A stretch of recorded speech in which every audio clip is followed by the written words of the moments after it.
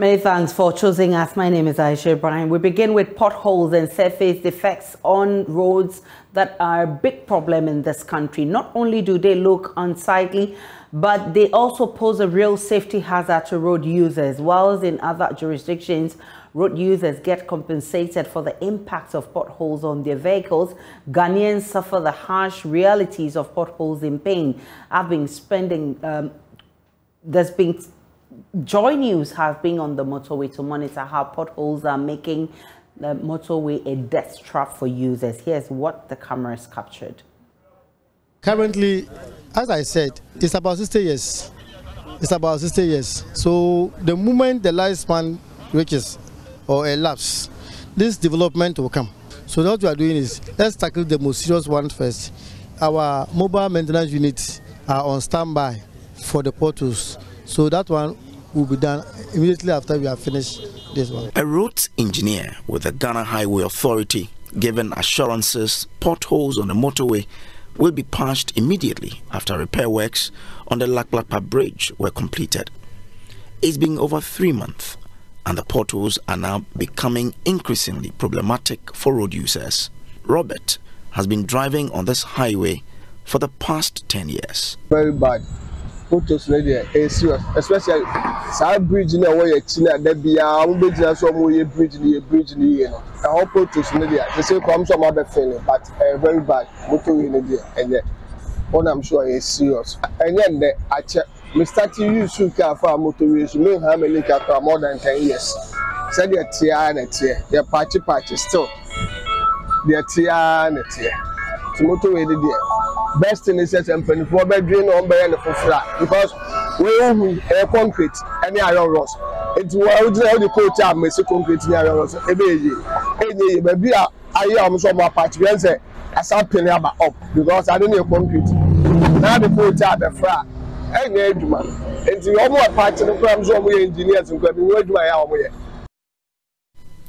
at the Manette Junction motorway taxi rank, I come across Seth, a driver.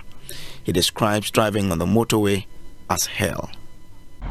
Something around about coming to Shashi. Potholes are there, more is uncountable. When you reach, before you reach Abattoir Bridge, there is a bridge there. That is no more potholes because two sides or whether here or here is 2 lane. Any driver reach there, you have to slow down before you can pass and continue your journey. And when you are coming to months and on the way before you get to the roundabout. And for county there is uncountable, honestly. And some they patch some raise when it will throw you. Some to they patch it, but it's going down. So it's no more. And the road set is no more. The first as motor is no more motorway now. It become normal road now. It is no more motorway. There's a traffic 24 hours all the time when you get to the motorway. It is only midnight that you can pass motorway. You will go safely. But daytime, you will not what you want you get. Rather what is on the way. That's how you also go about it. Fiavo is also a taxi driver here. He wants government to take action. Even from here we are right now. Recently, some has occurred. Just from Tema roundabout coming to Abattoir, that area. There's a lot of accidents that happen over there due to potholes. As you know, motorway is a highway. In fact, now it has become a normal road for us. So if they want to maintain the motorway as a highway, then they should at least we need extension and to solve the potholes on the motorway. It is safe to say that potholes are a big concern for road users. The longer we wait, the more accident and death are recorded on this motorway. For Joy News, Samuel Kojo Brace, Motorway. Over the years, government officials have promised of either rehabilitation on the motorway or a new construction of the road. Let's bring you some of the promises government has been making on the motorway. And you can see over there, we had to do an engineering studies on the road and see, if possible, what it will cost. Everything must be done through the normal laws of Ghana. It has to go through Parliament for parliamentary approval. That's Amido Amin Sulemana, former Deputy Roads Minister. You heard Ken Oforiatta, who has also said, under the Ministry of Roads and Highways Public-Private Partnership Program for Road Infrastructure, the design, build, and finance, operates and maintain Accra Tema Motorway and Extension PPP project, 27.7 kilometer project, is at the procurement stage. Site works are expected to commence in September 2022.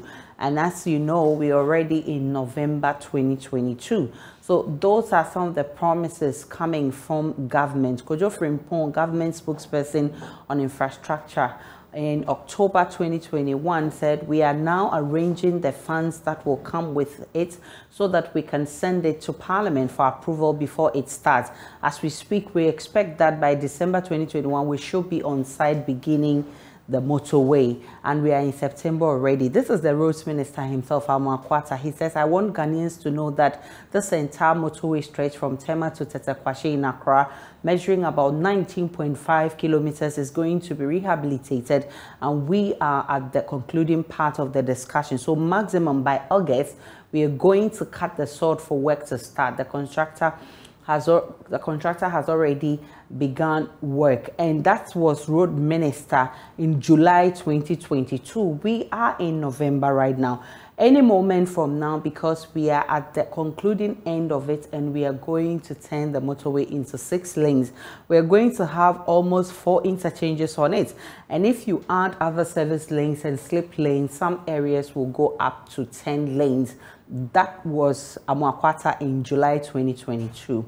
Those are some of the promises we've had from government. We're already in November, and 2022 is almost ending. We haven't seen anything. Rather, the stretch has become a death trap. So the Greater Accra Regional Minister, Henry Quartey, also hinted on plans to reconstruct the Tema motorway this year while he was inspecting the level of destruction down to the Sakumo Ramza side. Listen. We will go back from here to be guided by the experts to tell us which area, the distance they want between the transition and the core. If they want to create a new core, that will be up to them. But certainly I can say that some houses will go down to make way for a new core. I've heard some people saying that, oh, we are coming to regularize. Let me make it clear. Regularization is the decision and discretion of the Minister for Lands and Natural Resources. We are members of REGSEC. Our duty is to make sure that we protect the land, and whatever Lands Commission wants to do or Lands wants to do, we don't have control over that one. But as far as we are concerned, we want to save Mother Ghana by making sure that from August, when government spends so much money to expand the motorway into 10 lanes, you don't wake up in the morning and it's flooded and they'll say, oh, government, oh, government. So you see what is happening? We do the things, and then when we finish, we come to media and say, Abainu enye jumakra. But we are all seeing it. So those who go to the air and start talking and they get the lawyers to write big English, please avert your minds to the fact that this is still a government-acquired land. Please. So lawyers, when you are writing, just know that you are encouraging illegality.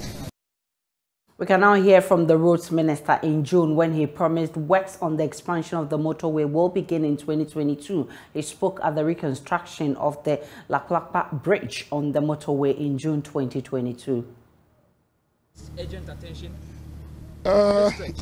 Yeah, well, the motorway itself will soon be undergoing reconstruction. No, any moment from now, because we are at we are at the concluding ends of it, and we are going to turn the motorway into 6 lane. In fact, from Accra to from the Tema roundabout to Accra,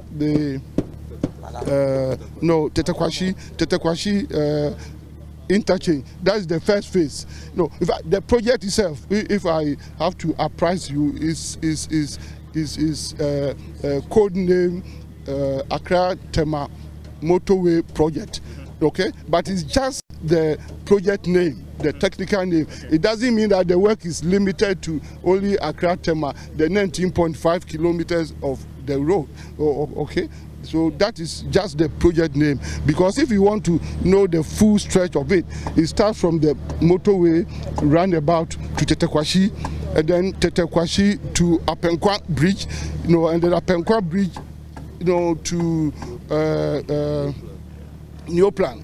Okay, and it's a major work even between Tema roundabout and Tetekwashi interchange, and the 19.5 kilometers. We are going to have almost 4 interchanges on it, and we are going to turn it, the main drive line to 6 lanes, and if you add other service lanes and slip roads, some areas will go up to 10 lanes, both sides. So it's a major work, and it is going to see the reconstruction of the Tetekwashi interchange. It's going to be remodeled as part of the project, to take off the current, traffic congestion there, and it will continue at Fiesta Royal. Fiesta Royal, we are going to have an interchange there, a 3-tier interchange. Like a lot. Yes, it's a lot. No, I mean, let me tell you, a distance of 1,000 miles starts with a step, and I've told you we have lotted the stretch into three lots. One lot is the motorway road itself, okay, including the remodeling of the Tetekwashi interchange, as aforesaid. And then the second one will be from Tetekwashi to Apenkwa as the second lot, including the interchange at Fiesta Royal, and we are also going to remodel Apenkwa. And then the third one will be from Apenkwa to Neoplan, and we are starting, this year. Ranking member on the Roads Committee of Parliament, Kwame Agboja, has been responding to some of these yet to be fulfilled promises. We are spending too little on maintenance of our existing roads. The motorway is not entirely bad. In fact, it's still one of the best roads we have in the country. But I acknowledge the fact that sections are very, very bad and dangerous that needed to be rectified. So what we should be doing, first of all, even before, because even if you start the construction of the motorway, you're not going to start the main carriageway currently. You're going to have to build the access roads and other things, the flyovers, before you start the main carriageway. So it is very important for us to ensure that we spend some money to remedy the defective parts for motorists to have some safety on the road before we continue thinking about the reconstruction. I don't think it's feasible to say that because we get coming to reconstruct the motorway, we can leave the current state the way it is currently. It is just not right, because maintenance, routine maintenance and periodic maintenance are all part of the components of activities at the roads and highways. Engineer David Adonting is with the Road Safety Authority and joins us live with more. I'm grateful for your time, Mr. Adonting. It is obvious now that rehabilitation on the motorway will not happen anytime soon. Of course, the road has become a death trap right now for users. What should we do? And to your cherished listeners as well, I think that the Minister of Roads and Highways, one of his deliveries, has already rolled out a plan to transform the entire corridor, linking and creating accesses to all the various road networks and the area. We are very much excited when this project happens. Automatically, the current situation of the motorway will change. You know, as you look at it now, it is not the kind of motorway we all knew, and it's not providing the kind of service that we wish. Because now there are so many of people settling around. People are opening up to their facilities. There are a lot of settlements. Drivers, trucks, for example, are stopping to pick passengers here and there. And for the first time in the last 3, 4, 5 years, you see people, pedestrians, walking along the motorway and crossing the road at various points. And I think that's the danger. And indeed, if you look at our records, we have recorded quite a number of people or crashes on that road, particularly due to the interaction between the human beings and the speeding vehicle. If the road is not done in the near future, then we risk our lives getting to record a number of these crashes moving forward. But I am very optimistic that if you look at the preparations underway, it is very likely that in the very near future, this transformation will happen so that we will also get some relief as the records of the crashes and so will come down automatically. Mr. Adonting, as you and I speak right now, we don't know when this future will happen, because the road minister had indicated that the rehabilitation work will start in July 2022. We are in November. The year is already ending, and people are not happy because the road is a death trap. I mean, what's the role of your authority, the Road Safety Authority, in all of this? Yes, you know, the program is in the hands of the Minister of Roads and Highways, or the ministry entirely. They have their plan, and we are looking at the plan and ensuring, trying to support at every level when this plan will be rolled out. But in the meantime, it is not there. It's not been done. And so what you and I must do is to obey the rules and regulations as we use the road. What we are sounding across is that it is no longer the kind of motorway or the expressway that we know. So if you're a motorist and then you hit that particular road, you must be cautious. In fact, we have said that the speed limit maximum should be 100 kilometers per hour. But even now, if you look at the nature of the road, I think we should all be prudential, not to go beyond that speed limit that we are talking about. Because you will find a couple of potholes, and then now interacting between the vehicles and human beings, if we want to go normal. So we as National Road Safety Authority have been advocating, so educating people who use that particular road to be cautious. If you can see, just in quite a few weeks ago, we installed a speed radar electronic road sign that is giving some awareness of the kind of speed you will be running on the corridor as against the speed limit. And so it gives you a green if your limit is below the standard, a red if your limit or the speed you are running is above the limit. All these are measures that we are rolling on the stretch to create that awareness that the motorway is not the expressway everybody has in mind when we all started growing up to this level. Things have changed. The corridor in terms of land use and all that have changed. So we must also change our attitude. And that's what the National Road Safety Authority is doing currently, advising and educating people on how to use that corridor and not become victims of road crashes. Engineer David Adonting, I'm grateful for your time this afternoon. Let's move on to other stories. Because a nursing mother has been confirmed dead after military personnel allegedly fired live ammunition on mourners Saturday morning at Manso Datano in the Amasia South district of the Ashanti region. The deceased, Felicia Dankwa, and her child were reportedly hit by a stray bullet when one of 4 soldiers attacked residents who were observing the interment of a colleague who died after falling into an illegal mining pit 3 months ago. According to the assembly member for the area, Kwame Amponsa, the military officer who is yet to be identified chased after the mourners and physically assaulted an onlooker. He proceeded to fire shots into the air to scatter the residents, but an accidental shot into the ground deflected and hit the nursing mother and her baby. The 30-year-old mother is said to have died Sunday evening at the Komfanochi Teaching Hospital after sustaining injury to her stomach, while her baby, who was tied to her back, got shot in the palm. The deceased was an operator of a pub in the community established by her husband. It is unclear what may have instigated the incident. There's, however, uneasy calm in the community as the aggrieved youth demand the withdrawal of the military deployment to the area. Let's speak with Emmanuel Bright-Kweku, who is our correspondent in the Ashanti region. He's been to the police headquarters and he's visited the bereaved family to also assure perpetrators will be brought to book. My colleague, he joins us now with more. Bright-Kweku, what more can you tell us about this incident?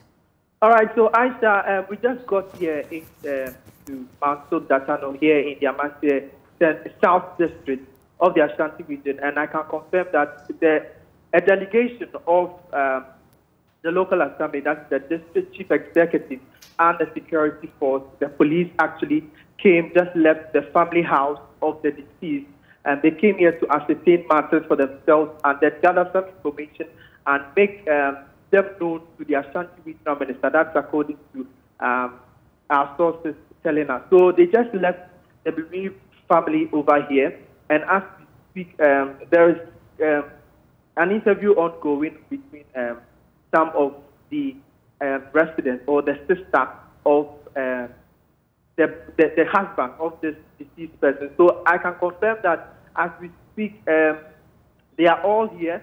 They are hoping that the matter will, as rightly stated by the police, that they will bring the perpetrators to book. So they are hoping that they will do as they have rightly demanded.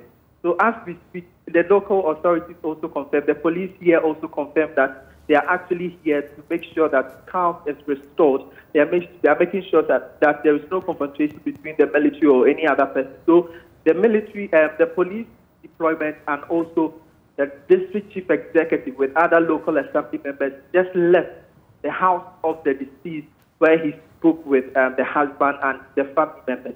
So this is what I gathered so far. Emmanuel, let me ask you this. How is the family taking this whole news? Well, I can confirm that they are not taking this situation lightly. They are hoping that the perpetrator would actually be brought to book. They are hoping that they are only demanding that justice will be served to them. So it's a bit dicey over here as of now, that they are hoping their only solution is that the police or the military, the local assemblies over here will make sure the perpetrator is brought to book. That is what I can gather so far. So the situation here, the family is not taking it lightly. As rightly indicated, the deceased actually had only a child and the husband, so they are not taking it easy at all over here at the house. Emmanuel Bright-Kweku is our correspondent in the Ashanti region. We'll definitely bring you more on this in our subsequent bulletins. Now, 14 people have been arrested by the police for the killing of a chief, his son, and linguist in the Kratchin-Chumru district of the Oti region. According to the district chief executive for the area, Nkrumah Kwesi, the deceased chief, Nana Kwame Mebo, had a misunderstanding with some members of the neighboring community over a piece of land, but won the land litigation case at the Kratchi West District Court. The three were shot dead by unknown assailants while they worked on the contentious land on Saturday. The 14 suspects will appear before a court today as police from Accra have been deployed to the area to beef up security there. A district security committee meeting is also underway to, among other things, discuss how to prevent possible counter-attacks. Now, we're on the district chief executive of Kratchin-Chumru and chairman of DISEC, Nkrumah Kwesi, has joined me for more. I'm grateful for your time, sir. Can you help us understand how the killing of the chief and the two others happened? Good afternoon, Aisha, and thank you for the opportunity. I can't be very specific on how it happened, but what I know is Nana and his relations, he organized what here we call Ndoboa to go and help him prepare his yam mound. Whilst preparing the mound, this group of persons from another community called Bakando surrounded them and started shooting at them indiscriminately, resulting to the death of Nana Kwame Mebo, his younger brother, and another relative. This is how it happened. And it didn't end there. After shooting Nana and these other persons on their farmland, they moved to the Brian Hifie town. And they did selected and targeted burning of houses. Houses that belong to relatives of Nana were burnt. They went to Nana's house, ransacked rooms, destroyed things, stole his black stool, his sandals, his regalias, and his personal clothes. They were all stolen. A flat screen TV was also taken away. So it's not only about the killing on the farmland, houses were burnt, and it was not indiscriminate. It was selected and targeted. And this is what happened on Saturday. So what measures have you taken to ensure that there are no reprisal attacks? Yes, adequate measures have been taken. In fact, if not because of the measures that we put in place, the people who came from the Konkomba community called Bakando to cause this harm, they've all deserted the village. If you go to the village now, you can't find a single soul. But nothing has been done to their houses because we have been able to put in place adequate security measures. And we have also talked to the Brian Hifie people. The late Nana was a peaceful man, and he doesn't want, even though he has lost his life, there should be war after his death. So we talked to them. There shouldn't be any reprisal attack. Even though there is nobody in that village, security is being provided. Their houses have not been touched. Everything is in order. You go there, you even find their food and other things. Nobody has touched anything. And the other communities, so everybody is going about their normal business. Since Saturday, there have not been any other incident in any community in the district. And as you said, there have been additional support from national. Police officers came yesterday dawn around 1:40 thereabout, and they've all been deployed to the various communities. That's why we held an emergency dissect meeting for all the security operatives to brief each other, share notes, so that we'll see the way forward, so that they can pursue those who have fled to neighboring districts. Also share security intel with officers in the adjoining district, so that we can arrest those people and bring them to book. We understand there's a dissect meeting. Has it ended? What was the outcome? Yeah, that's what I just said, that this meeting was to enable the security officers share intel and also collaborate on the way forward, because there are criminals who are on the run that we need to pursue them and arrest them. Some are not in our district. They are in the neighboring district. Based on the outcome of today's meeting, information will be shared to them, so that we need to arrest them, especially those who litigated the land with Nana. They are the prime suspects because of this land that Nana and his brothers have lost their lives. So this meeting has put together the way forward to first to prevent any reprisal attacks, and also to enable us pursue and arrest those who are on the run. I'm grateful for your time this afternoon. Nkrumah Kwesi is the CEO of Karachi Chumburu. Let's come back to Accra and go straight to Parliament, because the minority in Parliament is warning government to discard its plan to sell off the abandoned Saglemi project. The facility birthed by the Eswell NDC administration was meant to be a 5,000 residential unit facility to ease the accommodation deficits in the country. It sits on a 300-acre land with 1 to 3 bedroom flats for low-income earners. But since the NDC left office in 2017, the project has been mired in controversy, with former government officials being prosecuted. Only last week, the Works and Housing Minister, Francis Asenso-Boakye, announced plans to privatize the project. Speaking during a tour of the facility, minority spokesperson for Works and Housing, Vincent Opon-Samoa, warned government to ditch the privatization efforts. We can speak with Parliamentary Affairs correspondent Kweku Asante, who's been at the site with the NDC MPs. He joins us with details. Kweku, first, what is the current state of the facility? So the facility is abandoned, as you see in the videos. There are only a few security and policemen and women who are on the site protecting. The building, which we visited in 2018 and earlier last year, is now losing a lot of the artifacts and other key fixtures in the building. The doors have been removed, stolen, I should say. Some of the burglar proofs, the glasses have been stolen. Electrical fittings that had all been installed, which would have made the project habitable, have all now been stolen, what this means is that government would have to spend another millions of dollars to be able to refit these rooms with the required fittings to be able to become habitable. And so that is why the minority are saying that, listen, this is something that government should be able to complete before you can hand it over to the ordinary Ghanaian to be living in. We know the housing deficit in the country. Minorities say they're completely against this plan to sell off the Saglemi housing project to private developers. And they are alleging that what government will be seeking to do will be to sell this project off to their friends, their cronies, so that they will benefit from this, and that a future 2025 NDC government will complete this project.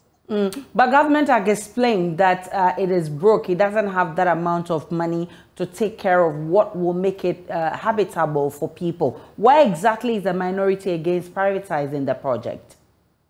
Also, the minority says when government needs money, it finds it. And so if this is an important project for government, if government sees the housing deficit as something that it should be fixing immediately, then they must be looking for money to complete this project. Let's say in their words, that this building, some of them 70% complete, some of them 80% complete. What they want to be done is for government to find some money to complete this project, give it out to Ghanaians who need a place to live, and then these projects will pay for itself. They are not against necessarily giving these projects to some private individuals to manage, but they say giving the entire project as a wholesale to private individuals to completely take over is something that they don't support. And that this is something that a future NDC government has plans of completing. We know, like you read, that this is a project that was started by the NDC. You see in the visuals, they're completely now abandoned. They say that they have plans to complete it when they come in office in 2025, but if Ghanaians give them the mandate to be able to come and continue this project. Kukwa Sante is our parliamentary correspondent. Any other thing happening in Parliament? So we'll just go back from this stuff. Almost 1 o'clock. It's very unusual that about 1 o'clock, Parliament hasn't started sitting. The chamber itself is very much empty. We don't know what kind of conversations are ongoing now, but it will be left to be seen maybe around 1 o'clock if the Speaker will gavel the House in session. We'll definitely bring you more from Parliament in our subsequent bulletins. Let's take a break on Joy News today. We'll bring you the very latest coming from business.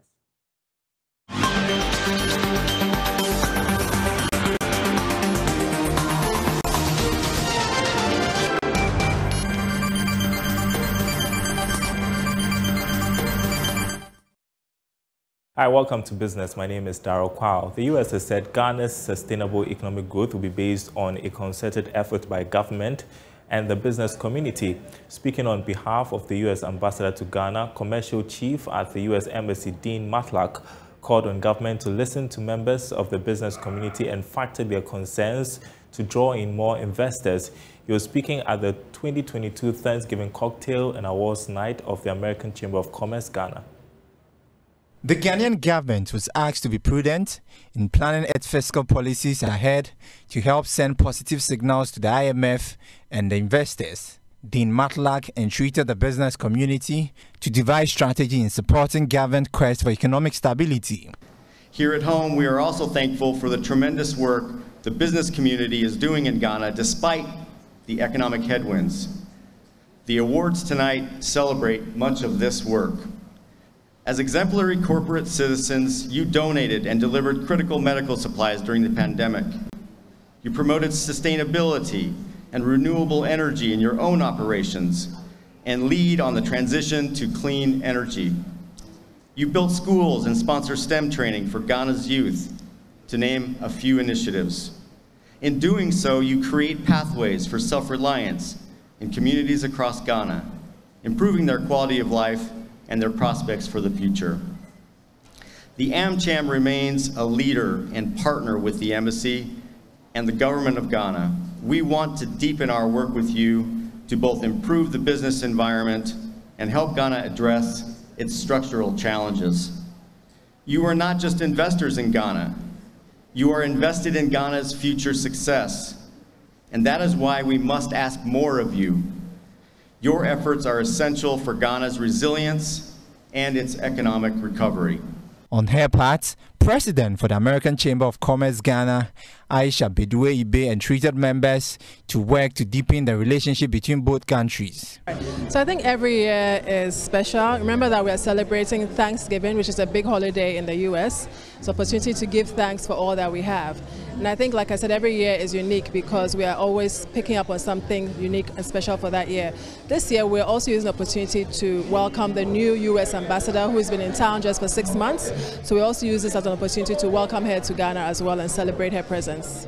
So the Chamber supports members by doing advocacy for them, with the government being their voice to the economy, also giving feedback both ways between the businesses themselves and also the government as well. So it's basically a chamber that acts as an intermediary that supports business and growth and also promotes Ghanaian businesses to the US and vice versa.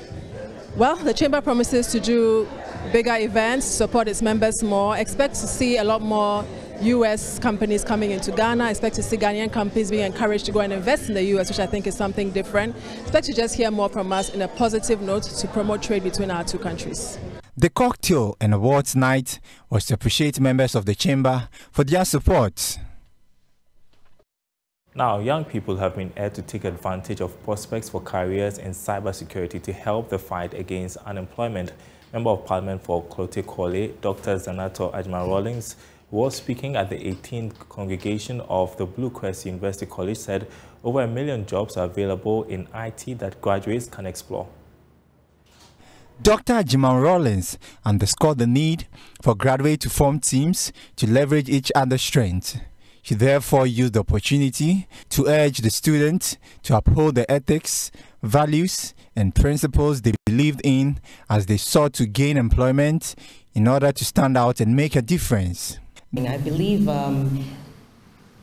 the rector mentioned lateral thinking. I think that's what I heard. Lateral thinking. Don't put yourself in a box. Allow yourself to reason laterally. What does that mean? It means that even if this is your subject matter, open your mind sideways so that you can solve problems that don't seem to have solutions. That is what education is meant to do. It's meant to make you flexible in your thinking. It's meant to open up your capacity to innovate, to create, to see a problem and think around it. It's not always about breaking the wall down. Sometimes you build a ladder and climb over it. Sometimes you create a door. So look at the problem as a way to challenge yourself into finding solutions. What is it that makes you employable? Because essentially that's what this is. It's talking about employment opportunities. You cannot employ someone who doesn't have the requisite skills for the company that you own, for the business that you're running, for the particular sector of industry that you are trying to fill up with people. And just as a note of banner to those who are interested in IT, there's currently a deficit of over 1 million jobs in cybersecurity. Take note. So if you're interested, that's where you should be looking. Director of Blue Crest University College, Dr. Sujit Jayaprakash, said there was the need for educational institutions to change its curriculum to suit current trends on the global market in order to produce a job-driven graduate. We have always placed a strong emphasis on technology-enabled education. As the world moves closer to its 4th and 5th industrial revolution, we believe that these technological skills is required to create more and more jobs and also to address the unemployability challenges what Ghana is facing today. Our 2,000 plus alumni and more than 1,000 current students can speak to the fact that Blue Crest is not just another conventional institution, but rather a forward-thinking institution that aids in the development of each student on campus. In addition to helping us put our students in their organization, our key partners like Codelin, Jobberman, Culvi, EC Council, Google, Microsoft, Odina Fashion Couture, and Startup Launch has also assisted us in strengthening them with entrepreneurial skills that may help the country create more and more jobs. The congregation was held on the theme, the role of higher education in creating employment opportunity for the youth. Up next is sports, to stay tuned.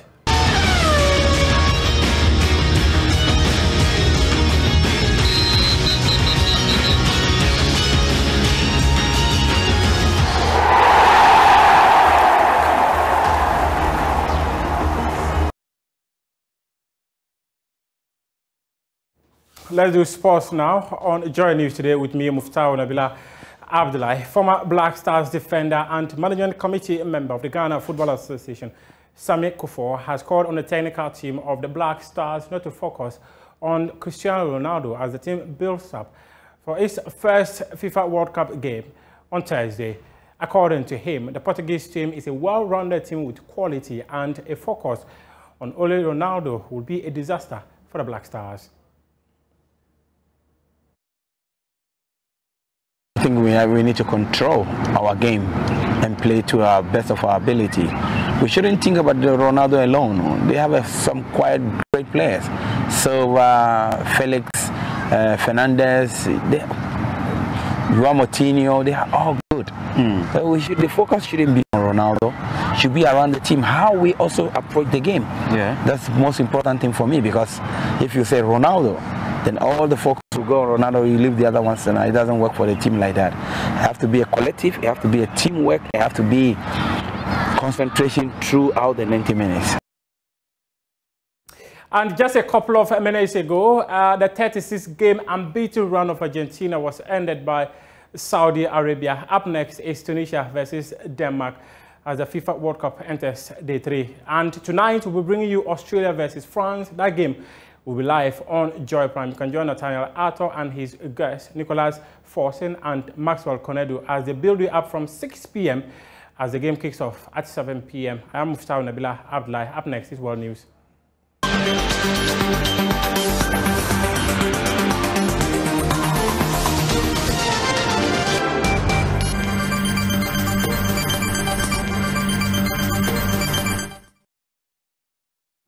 And as I wrap up news today, my name is Aisha Ibrahim. Log on to myjournalight.com. There's more of the news and updates of all the developing stories. Do enjoy the rest of our programs.